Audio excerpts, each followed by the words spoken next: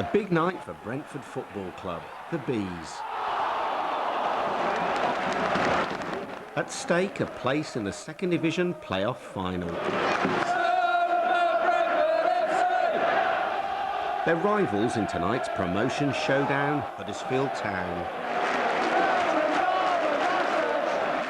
But the fans have got another important fixture looming. They've formed a political party with the mission of saving their financially stricken club. And tomorrow, it's election day.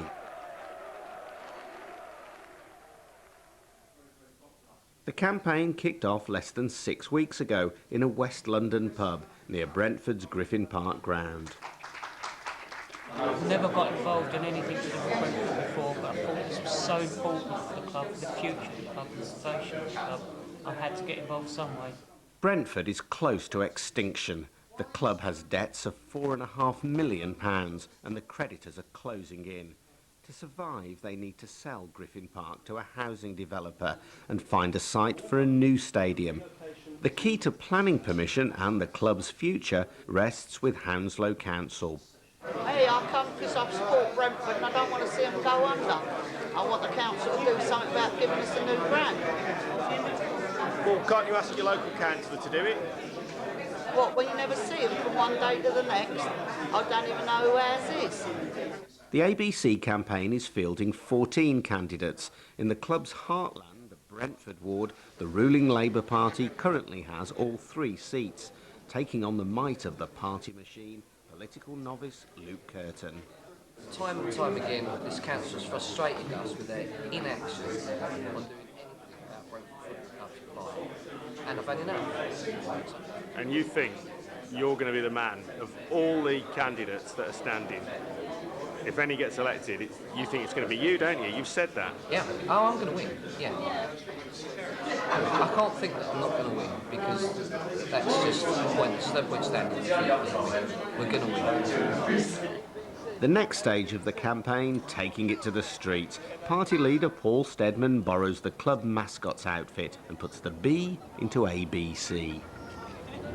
3 people in my marriage. There's me, my husband and Brentford Football Club. And Brentford Football Club take priority all the time.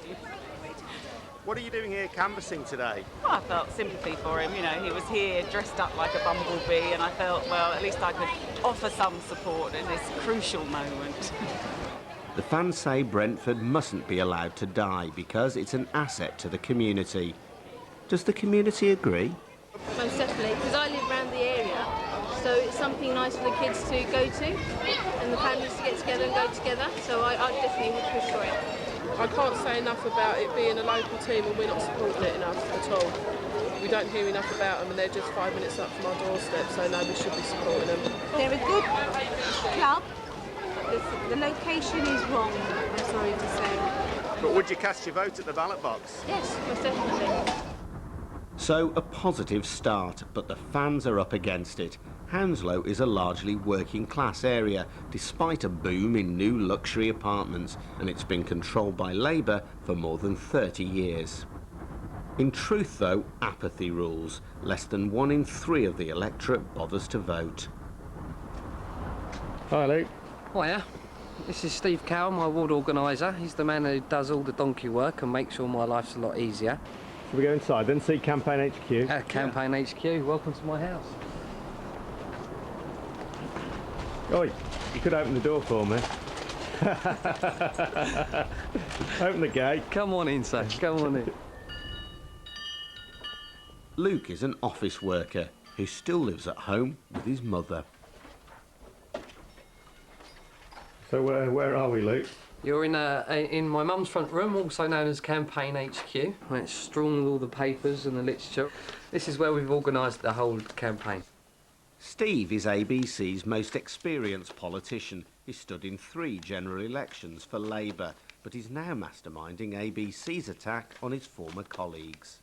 Because the Labour Party has ceased to represent anything that me and my family represent, I'm looking for another outlet, and because I've been involved with Brentford Football Club for many, many years, this seemed just a natural opportunity for me to use my political experience and skills. What do you want this campaign to achieve? Specifically, we want to see a decision that will enable us to achieve a more modern, more appropriate community arena, which can guarantee a long-term future for Brentford Football Club in this community.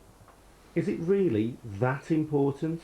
It's that important because we've been a focus for this community, probably the major focus since the 1880s. Unfortunately for this area there aren't too many other things, and probably that's why it makes it so much more important. The financial future of lower division clubs like Brentford looks grim, doesn't it? Well, that's given even more impetus to our idea of a community arena, because whilst we want a stronger commercial base where you can have activities other than football going on, we also believe in a community partnership. So, for example, in a community arena you'd have a day centre for the elderly, you'd probably have a nursery, and so it's this marrying of community and commercial interests with a sporting base that we think offers a new model for the survival of lower division clubs. But football isn't the only talking point on the streets of Brentford. There's graffiti, vandalism, crime. Luke Kirton doesn't need the locals to tell him about these issues. He lives here himself.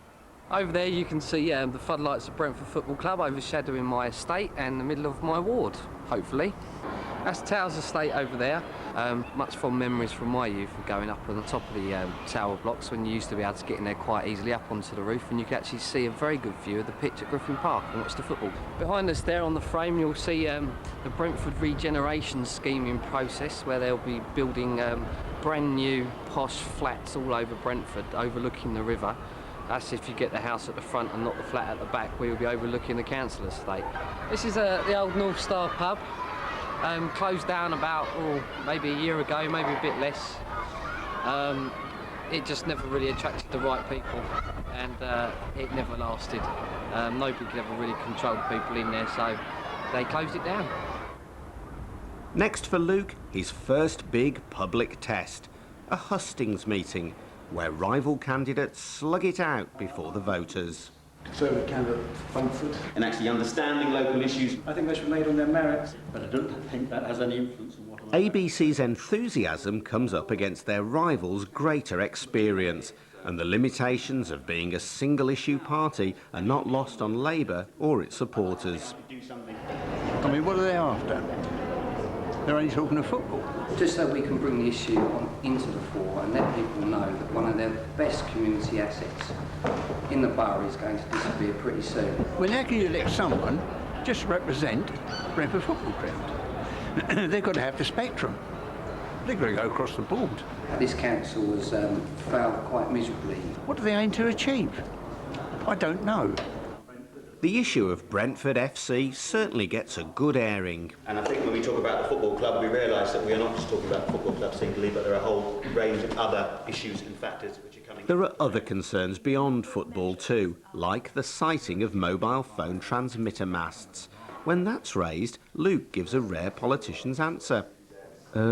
He doesn't know.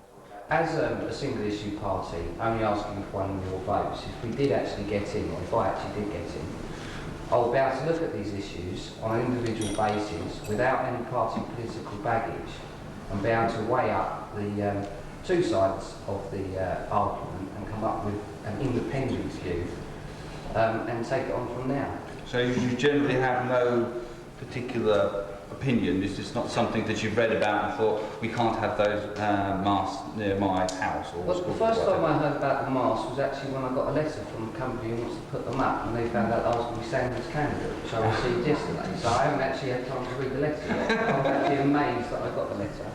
Despite that hitch, the ABeeC campaign is clearly making a big impression on its rivals. That's the basis of it, really.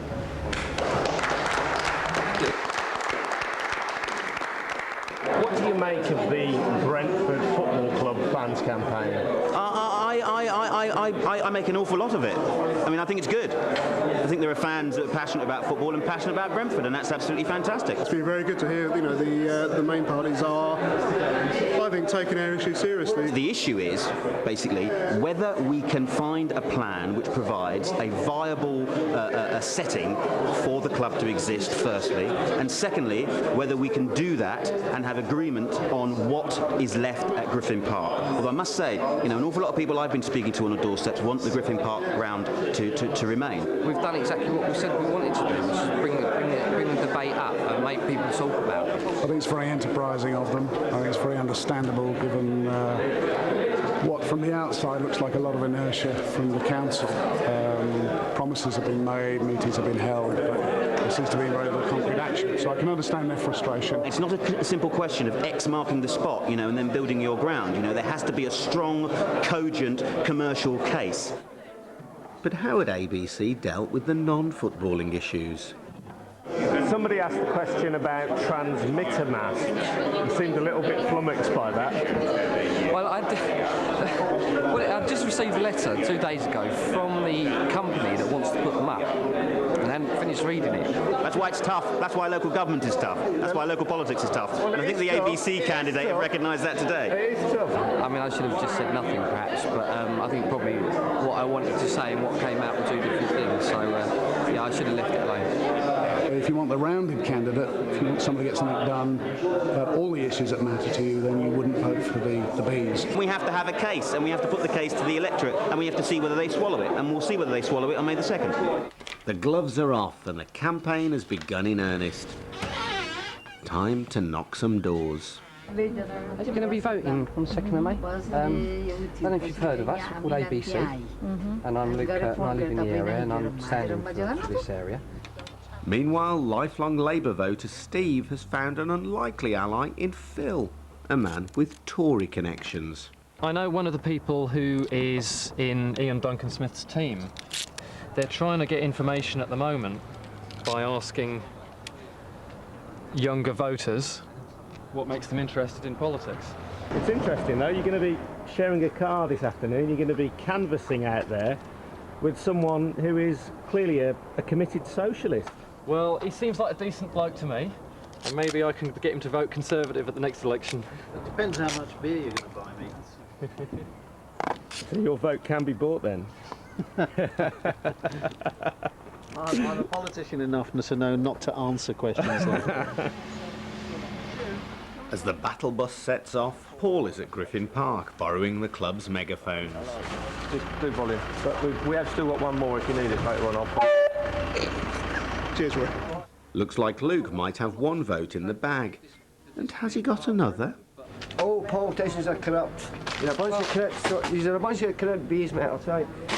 That's why we're standing. You've all got your hidden agendas. I don't care about any you say, and I've got every right to be cynical because I'll tell you what, you're in it for yourself and nobody else. Feather your nest.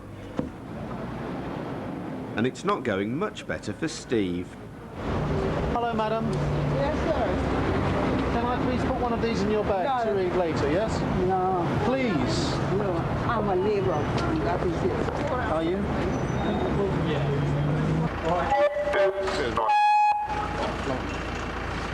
I think people are just fed up. They're fed up with the lot. They're fed up with...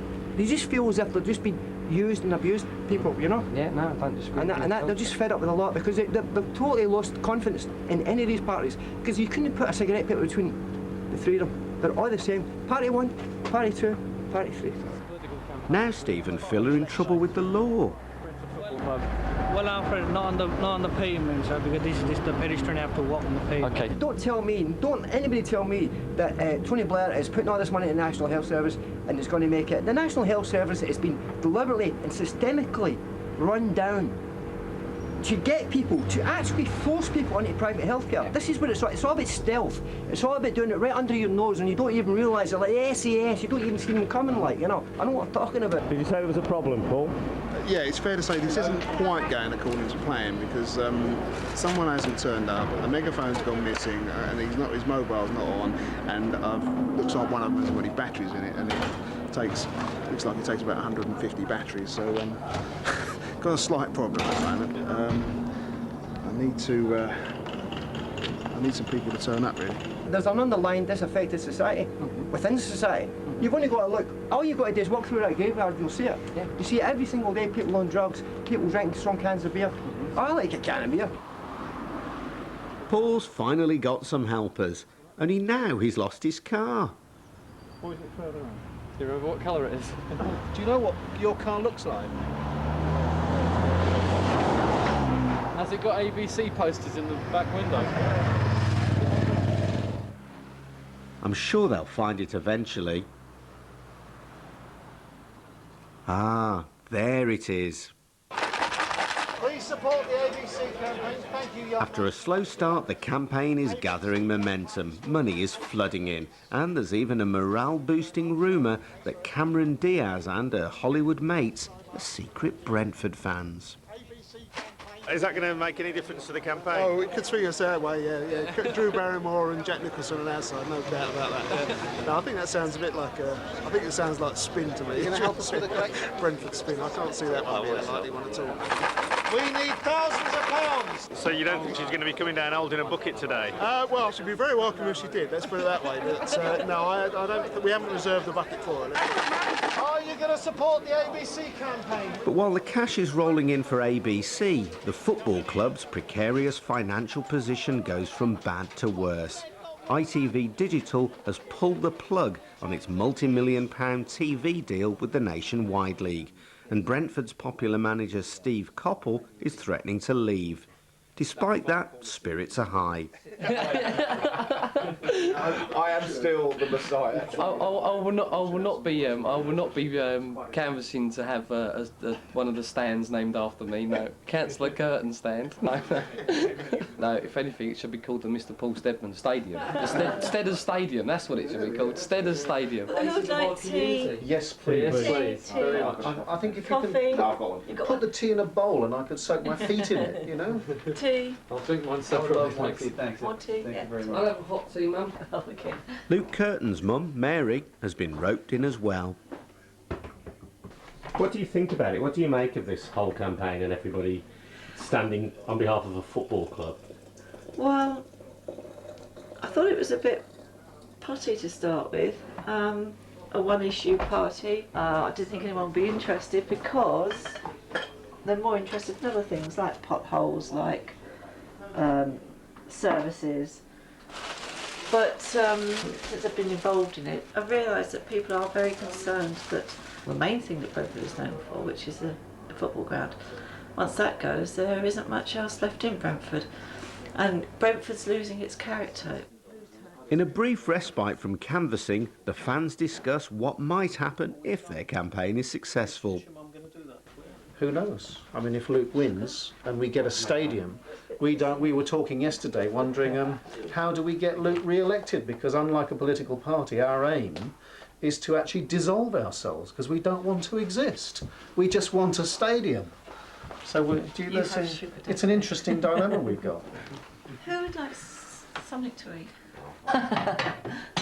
I'm just going to do some food for people. A lot of them have been up now round here for 5 hours and walking the streets, so it's hard going. Yes, Luke's mum is in the kitchen again, doing what mums have always done. But with just one female candidate, isn't ABC all a bit blokish? I mean, football really is, I suppose, yeah, well it is, it's a male-based thing, but because Brentford Football Club is a family club, there's a lot of women involved. There's girlfriends. I'm not the only mum, so no, I'm not the only woman.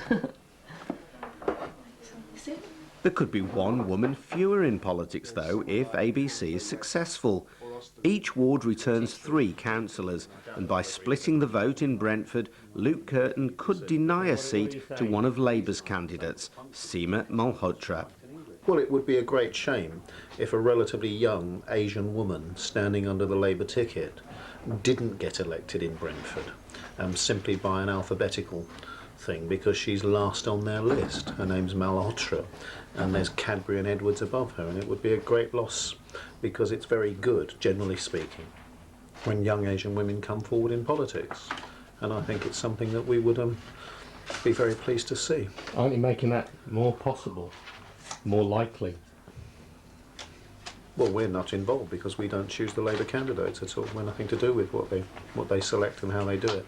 But by splitting the vote, there is a danger that instead of 3 Labour candidates, there might only be 2, and she might be the one who misses out. Well, that's one of the consequences of democracy and having an open community kind of base to the politics. Certainly can't be laid at our door. Less than a week to go and the campaign enters its final phase. Thousands more leaflets are delivered. This is the 4th leaflet drop in this area, and when you've done it so many times, you know you're really clocking up the miles, and it's my feet talking, not my brain. And what are they saying? They're saying, please end, can this election stop? That's what they're saying. It's terrible. On the doorstep, it looks like Luke is wooing the voters. Hello there. Because it's football fans starting up a political party, doesn't happen often. And the fact we're going to win as well makes it even rarer. You're going to win? Oh, yeah. Oh, yeah? Yeah. I do like football, actually, as a matter of fact, and I do support a team, but... Go on, who is it? Well, I support Chelsea, but... Okay, fine, yeah. As long as they're West London, that's fine. Yeah, good, I hope you do well, mate. All right, thanks a lot. Cheers, mate. Cheers, mate. Cheers, mate. I might give him a vote from what he said today. I might give him a vote, yeah. Would you vote for him? Yeah, I would, yeah. Local, like I say. The way he spoke and the way he put himself over, yeah. Seems to be quite genuine and sincere about his convictions. As the big day looms, preparations are made for the final push. But there's a kick in the teeth for the ABeeC campaign. Their Labour rivals have written a sneaky letter to the local paper. It's just a terrible, terrible letter. Don't waste your vote on ABeeC because we agree with everything they say, which of course is absolute nonsense, because if they did, we wouldn't be standing in the first place, and hopefully people will understand that and still vote for us and not think it is a waste of a vote. Unfortunately, I've been very clever because this is a Friday newspaper and they put it in the last Friday, so we can't get a response to it until after the elections. You're angry? I am angry because I know that some people will believe this and it's wrong, and they won't know until after the elections it's wrong, and it'll be too late for them to go back on what they've done, which is a real shame. The football club is throwing its weight behind the campaign, though. The night before the election, ABeeC is allowed to parade its banner at half-time, despite the presence of club chairman Ron Nodes, who many fans think is as much to blame for the club's plight as the council. On the field, things are looking up as well. Brentford have equalised after conceding an early goal, and they're having the better of the match. Midway through the second half, Lloyd Owusu hits the winner.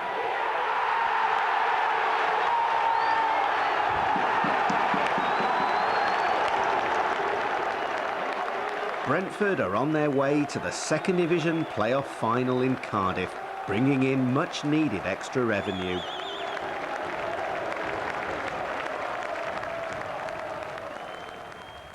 The following morning, the polling booths are open. Don't all rush at once. And Luke's mum reflects on the unexpected benefits of an election campaign. Good excuse not to do anything else. I haven't hoovered or done any ironing. I haven't changed any beds. I haven't cleaned the bath. I've done nothing. And the house is a wreck. That's a polling card, Mum, because yeah. Go and vote. Because I'm going to go and vote for me. And nobody else. You're not supposed to tell people who you vote for. I'm not telling you I'm voting for me, because I might not. But voting's not the end of it. On election day, there's last-minute canvassing to be done. Don't waste your vote. Vote for Luke Kirton. Vote for ABeeC. Vote ABeeC, sir. Help make a difference. Finally, the big night has arrived. But outside the council house, there's more intrigue. ABeeC candidate Andrew Wainwright has a son in the Labour Party. What have the Labour Party locally said to you specifically? in relation to this issue of ABeeC? Yeah. Well, I'm interested in your view as a member, you know. Yeah, I don't want to disclose names or anything. I'm not asking you to disclose names, but what have people in the Labour Party said to you? I mean, we're talking about democratic debate here. That's what I'm interested in. Well, I mean, what they have said to me is, you know, if you support your father in any way, then you're in direct opposition to Labour, and therefore you will be suspended from the party. The votes are totted up, the results start rolling in, and in some wards, ABeeC candidates prove more popular than Tory or Lib Dem rivals. Wainwright, Andrew John, 192. They still haven't won a seat yet, though. Saeed Sasha Kamran, 206. But in Luke Kirton's Brentford ward, there's the first sniff of a possible upset. Ladies and gentlemen, there will be a recount on the Brentford ward. Despite the recount, the party leader isn't confident. I don't think he's going to get in. I really don't. Lal Gamal Singh, 1,000. And while the other results are declared, the Brentford recount goes on. And on. And on. It's quite exciting, yeah. The tension building. The knowledge is with football can come into place, you know. It's, are we going to win? You know, it's going down to the last minute. It's on penalties now, so you know, we're waiting for the kicks to take place. Yeah, so it's tension, but it's good tension. Ladies and gentlemen, could we have the candidates, please, for the Brentford ward? Finally, at 3 a.m, the last declaration of the night, and the ABeeC campaign's final chance to win a seat. It's possibly Brentford's most vital result of the season. Ladies and gentlemen, here are the results for the Brentford ward. To hereby give notice that the number of votes cast for each candidate of the election is as follows. Cadbury Ruth Margaret, 1,186. Edwards Patrick Lloyd, 933. Horcroft Michelle Francis Ann, 467. Kirton Luke, 883.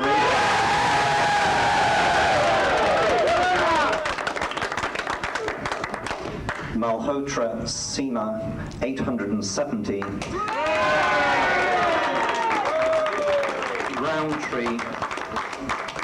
Roundtree Alfred John Mansfield, 388. Vandenbegen Neil, 371. And I hereby declare that the following have been duly elected: Ruth Margaret Cadbury, Patrick Lloyd Edwards, Luke Kirton.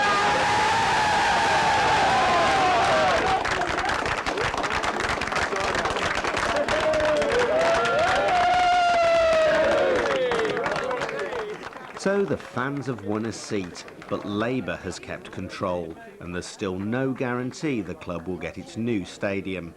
Now, though, at least, it will have a voice in the corridors of power. You know, what can I say? I'm a bit overwhelmed at the moment, but it's absolutely fantastic. The people of this borough have shown that they value their football club, and that this council has got to do something to secure its future. A bit shell-shocked, really. Proud mum. Oh, yes. Just fantastic. Brilliant. I'm gobsmacked, I really am. I'm off to bed, and I'm going to sleep all night and all morning, and I'm going to wake up. Can I see that? Sorry. Councillor Kirton. Can you see that, folks? Can you see that?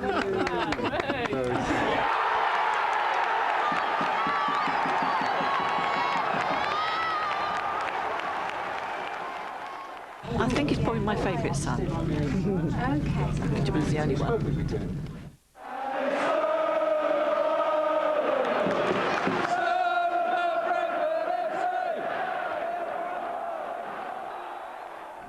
It was a very long wait, but it was worth it in the end. It was worth it in the end.